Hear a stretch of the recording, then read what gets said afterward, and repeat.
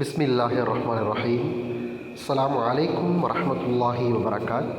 அகில இலங்கை ஜமிஅத்துல் உலமா சபை முல்லைத்தீவு மாவட்ட கிளையின் செயலாளர் ஆதில் மௌலவி நான். குறிப்பாக எமது மாவட்டமும் வெள்ளத்தினால் பாதிக்கப்பட்டிருக்கின்றது. அதேபோன்று நாட்டில் பல பகுதிகளில் பல பாகங்களில் மண் சரிவு, வெள்ளப்பெருக்கு, சூறாவளியால் பாதிக்கப்பட்ட மக்கள் அவருடைய இன்னல்களுக்குள்ளாக்கி இருக்கின்றார்கள்.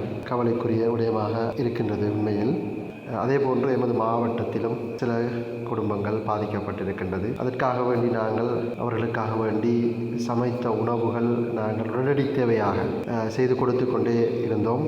அதேபோன்று அதில் அகில இலங்கை ஜமிஅத்துல் உலமாவுடைய வழிகாட்டலில் நீராய்ப்பட்டி, நூரானியா பள்ளிவாயல், அதேபோன்று இளைஞர் கழகங்கள், நற்பணி மன்றங்கள், ஜனாசா நலம்புரி சங்கம் போன்ற தன்னார்வ தொண்டர்கள் இவர்களெல்லாம் சேர்ந்து எங்களுடைய மாவட்டத்தில் பாதிக்கப்பட்டவர்களுக்காக வேண்டி சமைத்த உணவுகள் எல்லாம் நாங்கள் அந்த நேரத்தில் உடனடியாக செய்து கொடுத்தோம், உதவிகள் செய்தோம்.